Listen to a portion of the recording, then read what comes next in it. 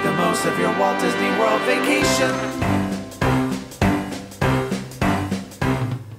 The top 6 ways cast members make your vacation special. Hi, I'm Herb Leibacher, and welcome to episode number 111 of the World of Walt podcast. Make the most of your Walt Disney World vacation for the week of March 5th, 2017. This is the podcast for Walt Disney World fans, whether you're planning your next trip or just enjoy reliving a little bit of Disney magic. There are many factors that contribute to making your Disney vacation special, but I think one of the biggest, maybe the biggest, is the cast members. Sometimes I'm not sure if the declining performance of the rest of the World services makes Disney look even better, but in any event, Disney cast members are among the best anywhere in providing interactions that make guests feel special. Today we're going to explore that topic by looking a bit more at the top 6 ways cast members make your vacation special. To help me explore this topic, I'd like to welcome a former Disney cast member, Aaron Cohen. Aaron, welcome back. Hello, thank you for having me back. So tell me about your time as a Disney cast member. You know, it was a long time ago now. We're going back, it's got to be upwards of 20 years now. And I was an attractions host at what was at the time Disney MGM Studios. Of course, now it's Hollywood Studios. And as an attractions host, that means that I worked some of the attractions that were there. At the time, there was an attraction called The Magic of Disney Animation, which was a tour through a functional animation studio. So you went in, you watched a short little movie about the animation process, which at the time was very different than it is now. And then you walked into this large area, and there was soundproof double pane glass, and you got to watch animators working on things. So I was there for a while. I also worked over at the Voyage of the Little Mermaid show as an attractions operations person, which would be getting people into the theater, telling them not to take photos, getting them out of the theater, stuff like that. There was also an attraction at the time called The Making of the Lion King that I occasionally worked. And a couple other things. Occasionally they would tap people from other attractions to come help out for like crowd control on parades, stuff like that. So there was some variety in what I did, but in general it was out there at certain attractions every day, talking to guests and either getting them into the theater or getting them through the tours and stuff like that. And it was a lot of fun. I mean, I was a lot younger. It was a very different time, but I still look back at it even now as just a really just great time and important time for me going forward because of just the training and, as we're going to talk about a little bit later on, the high level of quality Disney expects from their people that really helped me when I started getting out and doing other things like retail management or other customer service things. A lot of the lessons I learned at Disney, and even now, now I'm a theatrical technician and I'm not really dealing with customers, but even now that some of the lessons that I was taught at Disney have carried on decades later in everything that I do. So it really did have a pretty big impact on me. So we could probably have a whole episode or a series of them about your experience as a cast member, but a couple things popped into mind that I wanted to ask. So one is the Magic at Disney Animation. Do I remember right? Did that have a film with Walter Cronkite and maybe Robin Williams in it? You are correct. Okay. There was a video. So when you first walked into the attraction, there was a lobby area which had some cells on the wall from different animated features. It had some maquettes that they use, like 3D models of different characters they create to kind of see what the character would look like from all dimensions. There were replicas of some of the Oscars that Disney features had won. So you went into there and you kind of walked around, and there's a tour guide there. There's a attractions host there, just kind of talking to people and getting people ready for what was going to happen next. And then you did go into this movie. It's about 8 minutes long. I believe you can actually still find it on YouTube if you search Magic of Disney Animation. And it was Robin Williams and Walter Cronkite, and it was about animation, and they basically turned Robin Williams into an animated character and put him into kind of a Peter Pan-esque story, kind of a continuation of Peter Pan. And it's funny to watch it now because, of course, animation has changed so much over the years that a lot of the techniques that they talked about aren't relevant. Actually, even when I was there, interestingly enough, I was there in around 95-ish. So even by then, Little Mermaid had come out and such. So they were already using computers to color. They were still hand-drawing, but they were using computers to color the features. And the movie, because it was created before that, still had them talked about like hand coloring. Yeah. So I think they did update it at some point, but yeah, it was a cute, like, it was about 8 minutes long, and it was kind of fun and kind of funny. And interestingly enough, there's actually a reference to that movie in Aladdin, in the actual animated feature Aladdin. At the very end, when the genie is free and he vanishes for a second and then comes back, and he's obviously been on vacation, and he's wearing like a Hawaiian shirt and a goofy hat and a camera around his neck, and he's very touristy looking. Yeah, it's the same outfit that Robin Williams wore in that movie, in Magic Disney Animation. I remember the scene you're talking about where the genie's free and he's doing all the crazy stuff. He comes back and he's like, oh, and he gives everyone a hug and all that. Yeah, that outfit is based upon the outfit that Robin Williams was wearing at the beginning of that movie in the Magic Disney Animation. Wow, neat. so now y'all have some, weird little Disney trivia you can impress your friends with. That's a good one. I'm going to use that one, actually. Yeah, it was, the whole, it was a lot of fun, and it was, sure, it was hot, and sure, it was, we had good days and bad, like any job. We were, over the summer especially, we were very, very busy. And I worked, one of the attractions I worked was the Voyage of Little Mermaid show, which was exceptionally busy. That's a very popular show, and especially then. And we got we had, the theater accommodated about 400 people. We were running shows every half hour, and we were at capacity every show. Wow. Just to give you an idea of how many people we got through that show on a daily basis. Yeah. Which is insane. But, but at the same time, you're working at Disney, and there's something about the pixie dust and working there, and you're surrounded by people who are having a good time, and, and you're responsible for helping people have a magical vacation, and there's something very cool and very powerful about that in a way. Something that I miss even to this day, where here's people that have traveled, they've saved their money, they've spent just who knows how much to travel from anywhere in the world to come to Walt Disney World for this vacation that could be the one only time they can make it, and they come to your attraction and they come face to face with you, and you're part of this experience for them. And how you react to that really affects their experience in a way. So it's pretty intense. And interestingly enough, you mentioned in your intro about other places declining quality make Disney look better. Yeah. And it's funny because even to this day, and just having been to Disney as much as I go now, if I'm at any other tourist attraction anywhere, whether it be a zoo, an aquarium, anything, anywhere in the world, or even just going to the store, that's my watermark. Yep. And if you don't meet Disney's standards, I'm disappointed. Yeah. And it's really unfair to everybody else in the world, in a way, to try to hold them to this really impossibly high standard. But that's what it is. And I went to a zoo not too long ago, and went into the restroom that wasn't spotlessly clean, and I was disappointed. I was like, well, it wouldn't be that at Disney, and that's my fault. And it's just kind of funny.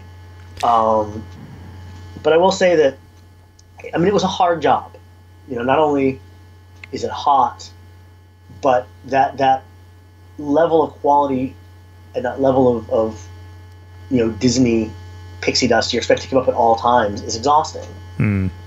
But ultimately, and for some people it wasn't worth it. Plenty of people that I saw come in and left pretty quickly and just couldn't do it. But those of us that could, were, for me, I was shaped by it in ways that have carried over 20 years later. Wow, that's great. And you're right, it is easy to compare the experience you get there with the experiences you get everywhere else, and it's easy to see the contrast. I think about that a lot. So, and I guess that's why Disney has things like, well, used to have the Disney Institute or has corporate training programs, because they can explain how they make this happen. It's not like they have a patent on customer service. They just do it better. And I think other people could do it better too, but they don't or choose not to. So funny story. When I got the job, so Disney is known for its very high standards on how their cast members look. Yeah. And they've actually modified them over the years. They've kind of loosened the restrictions in some way. Where when I was there, a guy couldn't have a shaved head or couldn't have facial hair of any kind. And now they've loosened that up a little bit, where you can have like a nicely trimmed beard, and I believe you can actually have a shaved head now. So these are things, but back in my day, which just made me I can't believe I just said that exact phrase. Moving on. But when I worked there, it was still that very kind of Disney. When I was growing up, and we would go to Disney all the time, my parents and myself and my brother, we would call it the Disney plastic people. Because they all looked a lot the same, and they all had that very kind of the short hair and the clean shaven and almost no jewelry, and it was very very cookie cutter in a way. In fact, when I went to apply for the job, and I went in for my interview, I had hair down past my shoulders. I had this big bushy unkempt beard. I had multiple earrings in. I was about the furthest thing from their ideal that you could possibly get. And I went in and I applied for it and I interviewed for it, and the guy was just like, "Oh, so I want to give you the job. You have to get rid of all that." I'm like, "Yeah, absolutely." On the way home, like right from getting the job, on my way home, I stopped at like the first barbershop I could find and walked in and sat down and just said, "This got a job at Disney." They're like, "All right, we know what to do," and just took care of it and just cut my hair to the specified lengths and all that, because that's a lot of their business. Yeah. But and we used to make fun of it a little bit about just how we all had to look the same. And I was growing up, we used to call them the plastic people. But in going to other going to other places, and then going back to Disney and seeing that, as I got older, I understood why they do it.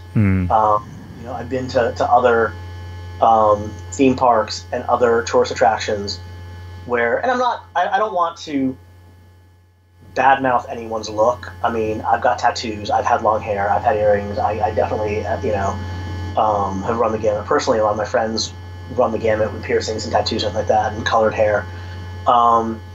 So I'm not saying don't have those things, but you go to, there was just something different about that clean-cut Disney that it works for Disney, and it kind of gives you this it draws you into their world a little bit. And as I got older, especially, I definitely appreciated why they do that, and I'm glad that they have in recent years opened it up a little bit and relaxed a little bit to take into account kind of modern styles, because obviously the original rules were based off of 1940s, 1950s styles. Yeah. So I'm glad that the company has been able to step back and kind of look at that. Even when I worked there 20 some odd years ago, the rule was no tattoos. And they asked you in the interview, do you have any tattoos? At the time, I didn't. So people say no. But a lot of people did. They just weren't visible. Like, as long as you were wearing a shirt and pants, you couldn't see the tattoos. And the rule now, I believe, is no visible tattoos, because taking into account that people have them. Yeah. So, in fact, all of mine are coverable if I ever end up back there someday. So I'm glad they've been able to kind of modify and grow as society has changed. But I do, even now when I go there, appreciate. And I think if you're going to go there and work there, I think that's kind of like the first hurdle. If you're willing to modify yourself to fit that ideal, then that's kind of the first step towards reaching that high level they expect of you. Yeah. Yep. That makes perfect sense. I mean, you don't have to go and work there, and they don't have to hire you. It has to be a good match, and everyone has to agree that they're willing to deal with those standards. So right. I mean, like I said, I was definitely like a mountain man looking guy when I applied there, but they were willing to hire me, and I was willing to get rid of all that to work there. So yep. And it worked for a while, until I left. Yeah. Neat. Okay, so I'm looking forward to actually diving into this, but before we get there, let's do the warm-up question, which today is, what's your favorite thing about Mickey's PhilharMagic? Oh, man. PhilharMagic is a great show. It's a lot of fun. It's cute. It's fast-moving. The technology is amazing. But I think my favorite part of it is simply the fact that it uses the classic Disney characters. Which they are not really used anywhere else in the parks. And, there's some great attractions out there with a lot of great characters, but the ones that started it all, Mickey, Minnie, Donald, Goofy, you don't really see them. You see them meet and greet, you don't really see them in the attractions. Yeah. So it's really cool to be able to go and kind of see all these characters in action in the parks. So I think that's, honestly, I think that's my favorite part of it, is just the fact that it's the classic Disney characters. Yeah, that's a great point. The fact that it sits in the spot where the Mickey Mouse review used to live, where there were pretty much all to that time the Disney classic characters. And you're right, you don't really have a lot of spots in attractions where you can see those characters, so I think that's a really good angle. For me, I like the fact that they were able to stitch together a story that includes scenes from lots of different movies, and it still doesn't feel incredibly forced. So they needed some string to pull all these things together, with Donald creating mayhem, as he often does. It's definitely in character for him, and following the hat through all these different movies with all these different characters. I like the fact that they were able to pull that together in a way that it kind of made sense. You could follow the story. It's a simple story, but it's a fun story, and it's a great vehicle for being able to showcase all these different songs and all these different characters. So it's a fun show. It's one that I try to take in often, not every time I walk by, but I do really enjoy it. And these days there's not often a really big line for it, so it's easy to take in. Yeah, I actually was there not too long ago, and I hadn't seen it in a while, so it was fun to see it. And sure, I mean, you have to wait because it's a theater, so obviously they have to wait for the previous show to clear out, but they can fit a lot of people in there, so yeah, like you said, there's not usually a long wait for it. And it's cute, and it's just very Disney, and like you said, like just having all the different movies, but having like the Disney characters put into these different movies is cute, and it's definitely one that people should see. I think it's one that people kind of walk by on their way to other things. There's a lot happening in that section of Fantasyland. We've got Peter Pan's Flight, and It's a Small World, and the Carousel, and now there's the Seven Dwarfs Mine Train, not like right across the way, really. Yeah. So I think it's one that people may walk by, but it's one that they really should stop and see. I agree. I definitely agree. All right, good. So today our topic, top 6 ways cast members make your vacation special. And Aaron, you've got number 1. First one for me kind of goes back a little bit to what I was talking about when I was just relaying some of my experiences.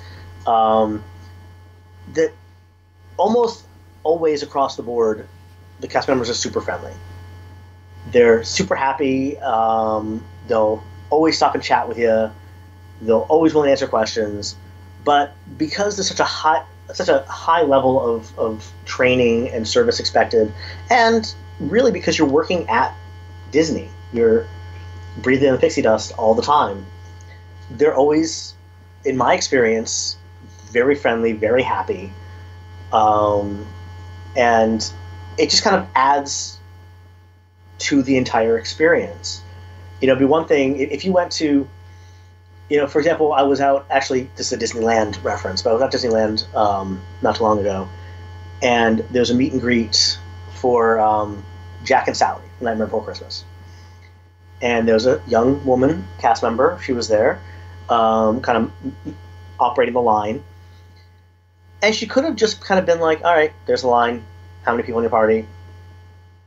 And let people in, and not really said anything. And she would have been fully functional as an employee, probably would have been within the confines of her job description. And I probably wouldn't have paid her any mind. I would have just walked on by, gotten in line, saw Jack and Sally, and got about my day without really thinking about her at all. But she was super bubbly, super friendly, and at one point while we're in line, the people in front of us are getting their photos taken with Jack and Sally and talking. and we're waiting, and obviously we've got now, a minute or so to wait. We're chatting with her, and she's giving suggestions about other things. Oh, have you seen this yet? Oh, it's right over there. You have to go check it out. And, giving food suggestions and just asking where we're from and just being really friendly and chatty, but in a fun way, in a great way. And just, so now a year later, here I am talking about this random cast member experience because it stuck in my mind. Because she was just so friendly and giving suggestions and being, and being just this very Disney personality, as opposed to just standing there and doing her job. So I feel that's something that sets a lot of them apart, is the fact that they are a part of the Disney experience. Yeah. And it's amazing what an impact those things make. And I'm sure that you remember that meet and greet with Jack and Sally, and that was fun. But this experience with that cast member also stuck in your mind, maybe even as much. And I think that's really fascinating. Yeah, absolutely. And it's just one of those things. And it's, like I said, almost anywhere else you go, that might have been different. And she wouldn't have been a bad employee if she could just ask somebody at our party, had us wait in line to be next, said, okay, you guys are next, go on in. Like, she would have been doing her job. Yeah. But the fact that it was, more than that, and not even just, forcing it. It was just, she was wanted to get to know the guests, and that was great. And even when I'm at Disney, years and years later, I still find myself slipping into that when I'm at Disney parks. And if I see people try to take a photo or struggling with it, I'll stop and offer to take a photo of them. Or if I see somebody with a map and they're confused, I'll stop and see if they need help with the map. It's just one of those things that is just ingrained in me now. But it makes a difference. And that really just high level of friendliness. It's not even high level of service. It's high level of friendliness. Those are different things in a way, where they're part of the Disney experience. Yeah. Which is it's a big thing. Yeah. I love this quote by Lee Cockrell, who was an executive vice president at Disney, and he said, "You don't have to be happy to work at Disney, but you do have to act happy for 8 hours because we're putting on a show."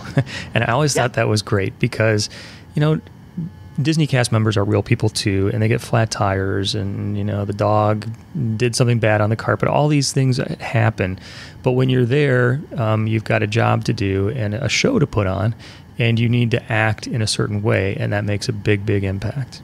Yeah, absolutely. And like I said earlier, you're gonna have bad days. Yep. You're gonna be tired. You're gonna be stressed out of things happening at home. It's gonna be super hot, and you're just not gonna want to do it. Yep. But you have to. It's your job, and how you do it makes a big difference to them and to you and to the people around you.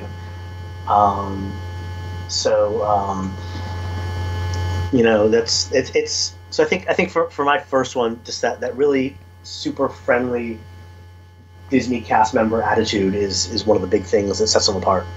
I think that's great and definitely belongs on the top of the list. I'm actually going to build on it, or maybe take a subset of it for my item, which is number 2. And it's that I definitely notice that Disney cast members take the time to converse. And so there are a lot of places where people are focused on efficiency or getting something done. But I think Disney cast members understand that communicating and conversing and speaking with people is an important job. It's an important responsibility. I remember a long time ago, and I don't know if the rules or order has changed, but there was a Disney seminar about customer service, and I had a chance to go to it, and they talked about safety, courtesy, show, and efficiency. And I still remember that. Because if people break their foot, it doesn't matter how nice everybody was.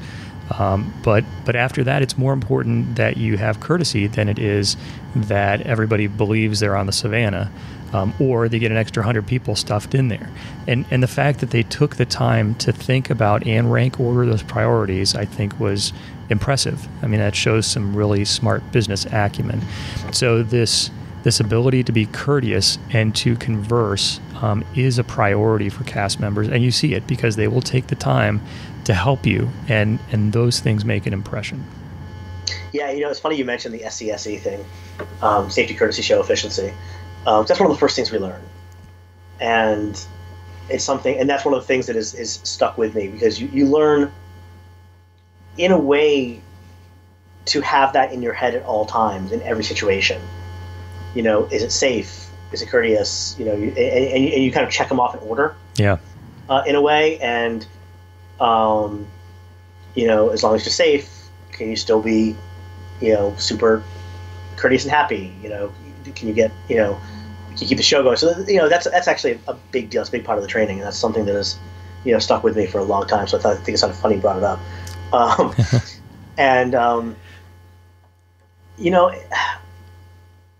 I remember this random time when I was a cast member, and I was I was basically waiting to let people into the Mermaid, and it was a busy day, summertime, a lot of people, and of course it's hot. Everyone wants to get in and sit down and watch the show.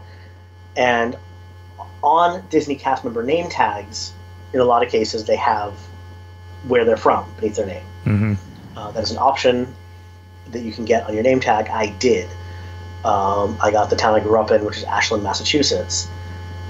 And I'm just standing there, and some couple of guys are at the front of the line and just kind of, making small talk, and they kind of look at my name tag, and they're like, "Oh, you're from Ashland, Massachusetts. Do you know so-and-so?" And it turns out I'd gone to high school with him, and he happened to go to college with them. Wow. And just sparked this whole conversation. Like, we started talking for a while. It's kind of funny because, first of all, there's all these random connections.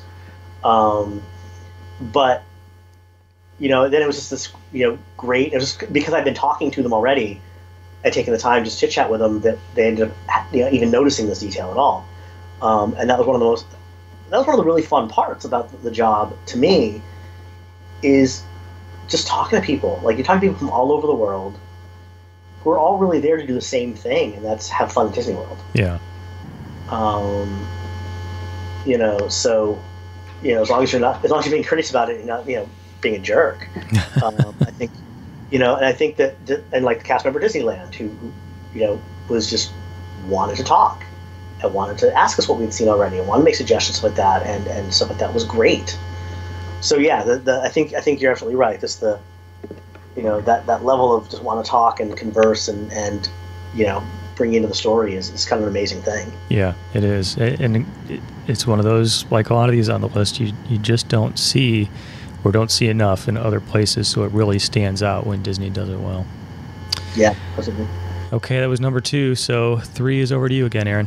So for number 3 for me, and it's still building off of the same theme that we've been going on now.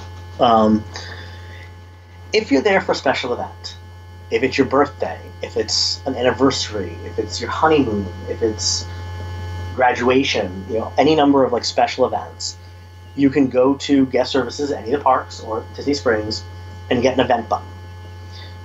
These buttons are these big buttons you stick onto your, pin onto your clothing, which will say, in the case of a honeymoon, happily ever after, or in case of, in the case of a birthday, happy birthday, or they do have generic ones where it's like, I'm celebrating blank, and you can write in what you're celebrating in Sharpie. Yeah.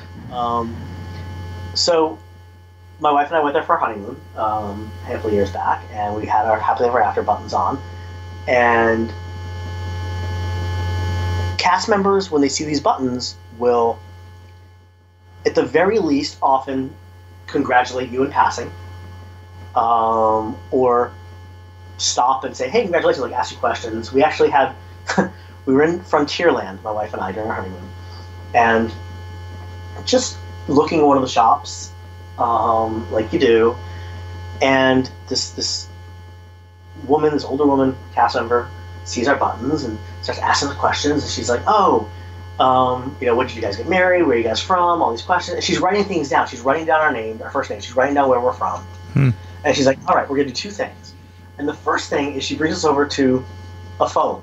Like we found a register counter that wasn't being used, and she went behind the counter and picked up the phone and looked at a sheet in her pocket and dialed the number and hands it to my wife first, and then my wife listens to it, and then the woman takes the phone back and dials a different number and hands it to me. And what it was recordings of Mickey and Minnie congratulating us. Phone. It's like, oh boy, this is Mickey Mouse, and I'm so happy that you're spending your special day, thing with us. And so there's this little message from Mickey and Minnie for us, and then this cast member takes us outside to the middle of the Frontierland street, and at the top of her lungs announces to every other guest and cast member within earshot, with considerable earshot, this woman could raise her voice, that this is, Aaron and Gilly, and they're, celebrating their honeymoon. They just got married, and they're from Boston. Like this whole big announcement, and the other guests, the cast members that could hear us, kind of applauded and went on their day. And I mean, very, very random, very, very silly, but it made us feel so special. Yeah, and it really made us. It made us. It made it added to this Disney story narrative that Disney Parks tries very hard to make every guest a part of. So if you're wearing an event button, even a cast member walking by and saying, "Oh, hey, congratulations! Oh, hey, happy birthday!" It makes you feel special. Yeah, and making every guest feel special, and every guest like they're part of the story, and every guest like have that feeling when they're there celebrating something. Is really cool, and it's a big deal, and it's something that I think that's why people go to spend their birthday at Disney and their honeymoon at Disney and all these things. Yeah, those are great stories. I love when you share those about your honeymoon or other times you've been there. And I always encourage people, if you are celebrating anything, graduating 7th grade, go and get one of those buttons, because people will notice. And sometimes you'll get a little something extra special. You shouldn't expect it, but it's nice when you get it. And hey, those buttons are a nice free souvenir too.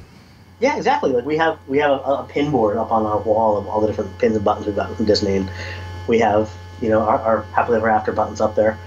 And you're right. It's a free thing. It's a souvenir of, oh, hey, I was there for my 12th birthday or whatever.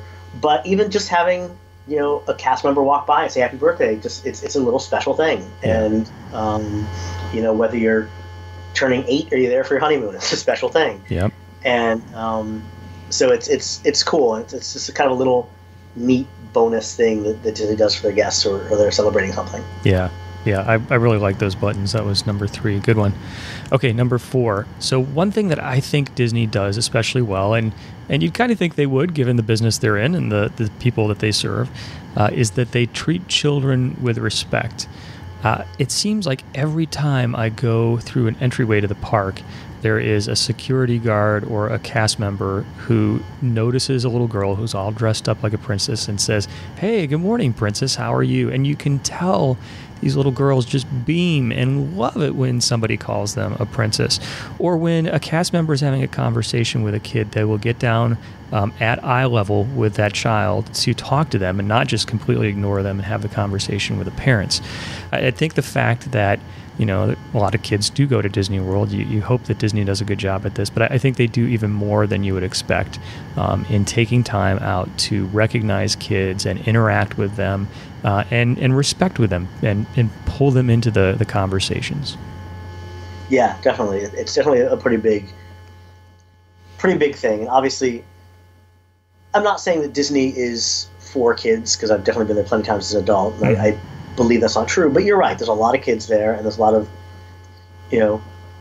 childlike fantasy there. So, being able, to take your kids there and not just go on fun rides, but have, the kids feel like they're part of it and appreciated by the cast members. Absolutely. Yep. Good. That was number 4. So, Aaron, number 5 for you. So, last one for me is, and I'm going to build off of what you just said in a moment with this. So if you happen to collect pins, or if you happen to collect the Sorcerers of the Magic Kingdom trading game cards, you can often go to cast members and trade with them. Pin trading is a huge thing. Obviously, you know, there's plenty of guests that trade with each other, stuff like that. But if you see a cast member wearing a pin lanyard, you can always go to that cast member and trade pins with them. You know, they're always willing to.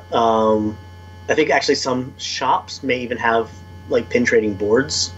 I don't know if that's still a thing, but or if you collect the Sorcerers of the Magic Kingdom cards. I was actually there not too long ago, and I went to the firehouse to get my daily cards for my deck, and there was a cast member out front with a binder. And you could stop and flip through the binder and see if there's anything they had that you wanted and trade with them. So if you're a pin trader and you're walking around, and you know, some people don't necessarily want to stop another guest at random and talk to them and ask them to trade pins or anything like that, but they want to they want the pin trading experience. They can always stop and do it with a cast member. So I think that's really cool. I think that's kind of a neat thing that the cast members do, and they're not required to by any means. It's what a lot of them do just for fun. And building on what you said earlier about really kind of treating the kids, differently, is there are certain, I want to say it's green, but don't quote me on that. If you see a cast member with a green lanyard, and again, I think it's green, they will only trade pins with children. Interesting. And like I said, I could have the color wrong, but it's, I mean, the cast members will trade with anybody. They're required to. But if they have the differently colored lanyard on, they'll only trade with kids. I think it's 12 and under. Again, my thought process could be hazy on that, so I could be wrong on the numbers. And it's not like they ask the kid how old they are. I think there's some degree of judgment call involved. But yeah, so it's just something so the kids can do the trading experience and stuff like that. So that's something, and it's something I'm not 100% sure they still do. I know it was a thing for a while, but it's just another example of how seriously they take the kids getting the best experience they can as well. Yeah, this is a great one, and to me, this is one of those things that's like a whole world hidden in plain view, where a long time ago, I see pins for sale in the store, and I noticed that cast members wear them, but I didn't realize there's this entire trading system happening all the time, all over the parks, and it's a lot of fun. It's a good chance to be able to interact with cast members and see different pins and try to collect sets that you really like. It's a great way to do something that's kind of interesting and adds a new dimension to your Disney trip if you've been there a number of times. It's a great way to strike up conversations with cast members. It's just a lot of fun. And it's one of those things where if you're going for the first time, you've never seen of or heard of Disney trading pins, you could walk by this happening everywhere and never even notice it. Oh, yeah. Yeah. So it's good to hear about this and know that if you see a cast member who's wearing pins, either a lanyard around their neck or they may have a little square hanging from their belt, right, they will trade with you. And of course, there's a whole series of guidelines and rules. So you should only trade 2 pins with each cast member. You have to have something to give them in exchange for them giving something to you. You can pick whatever you want from their lanyard. So whole system on how that works, but it's this extra fun layer that creates interaction and helps people to have fun in a new and different way with the cast members. Yeah, definitely. I was there a few years back now, which probably means several years back because my concept of time is shaky, with my grandmother. And she had a lanyard on, and she does the pin trading and all that. And she was in a wheelchair, and it was just, us kind of pushing her around and going to different things. And like I said, it's tough sometimes, like even if you see another guest with a lanyard, don't always want to stop and talk to a guest. Mm-hmm. I mean, not that I won't, not that I haven't, but, sometimes it's just awkward to set up a conversation, like, in that sense. Yeah.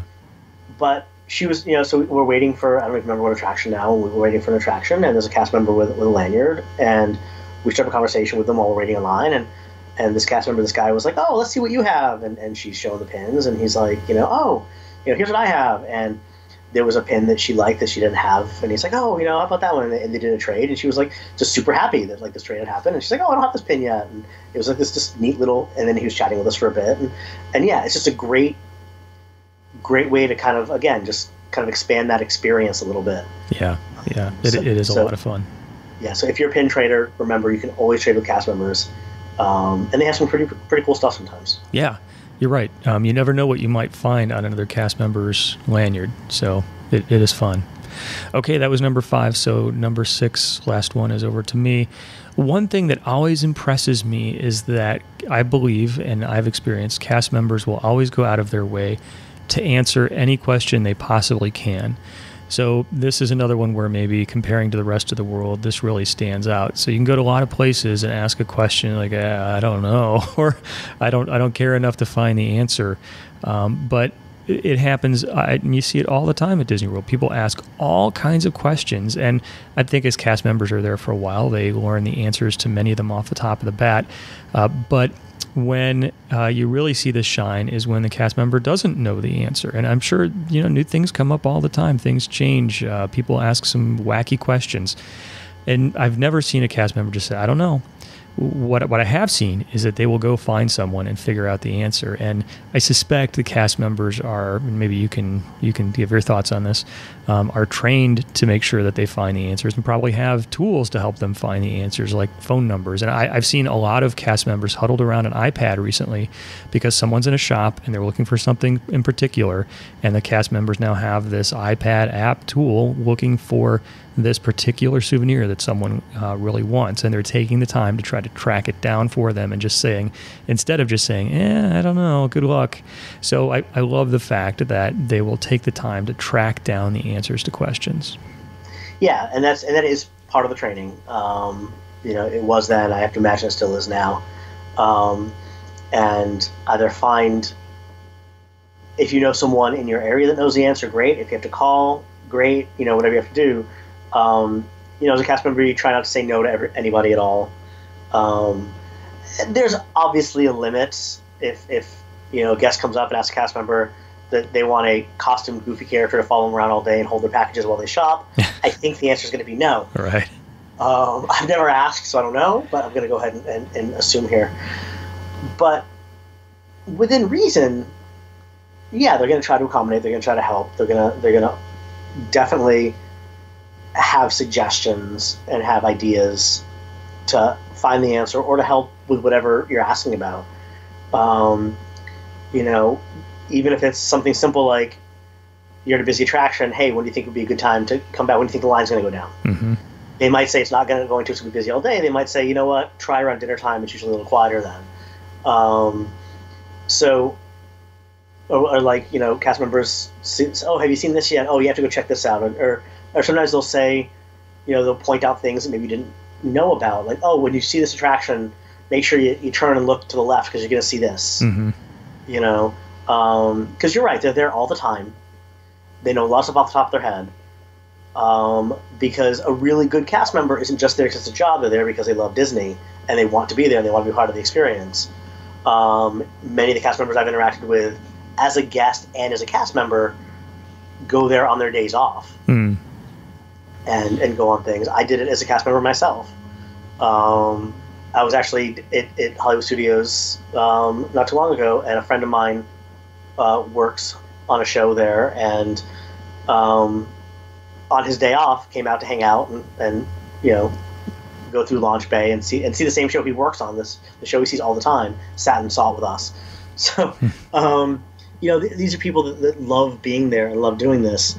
So when they're not there, they're still going there and they're still hanging out there. So they have a lot of information. Yep, agreed. And it's just one of those many things that sets aside the Disney experience, I think. So, Aaron, this was a fun list, and I think there are a lot of different angles we could maybe talk about the world of cast members in the future. But top 6 ways today that cast members make your vacation special. Number 1, they treat you in a super friendly way. Number 2, they take time to converse. Number 3, they congratulate you if you're wearing a pin. 4, they treat children with respect. 5, they trade pins and sorcerer's cards. And 6, they answer all of your questions. Aaron, as always, it was a lot of fun. I appreciate your joining me today. Yeah, thank you for having me on this one, because I'm always up for talking about cast members. and in a positive way, obviously. Yeah, and you bring a lot of good experience to it, so I appreciate that. So tell us, if people are interested in learning more about what you're up to these days, how can they find that out? Well, they can head on over to my blog, which is called Magic and Misadventures.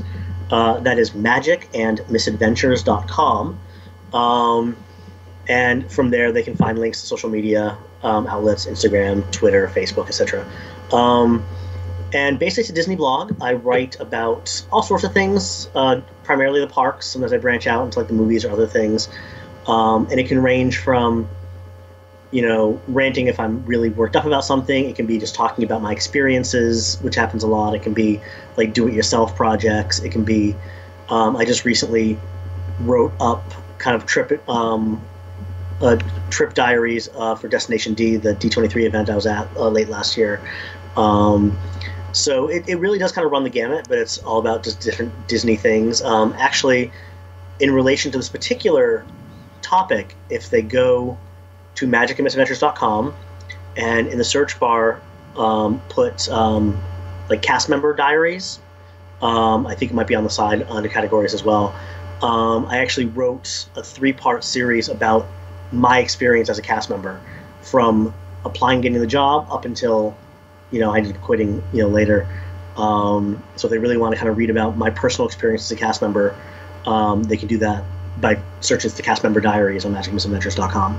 Great. And I've said it before, I'll say it again, I always enjoy your take on all things Disney at magicandmisadventures.com, and you do a really good job of the material you post there, so thanks for sharing it.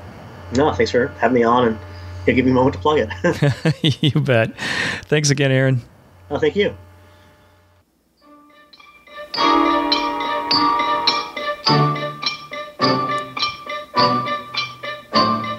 We dig, dig, dig, dig, dig, dig, dig in our mind the whole day through. To dig, dig, dig, dig, dig, dig, dig is what we like to do. Today we head out to the songs of hardworking Disney characters from the Seven Dwarfs. And yes, we have made it through the list of the top 6 ways that cast members make your vacation special, but our conversation isn't over. I'd like to hear what you think. You can check out the list and add your own comments at the show notes page at worldofwalt.com/111, a page that, of course, works nicely on desktops, tablets, and smartphones.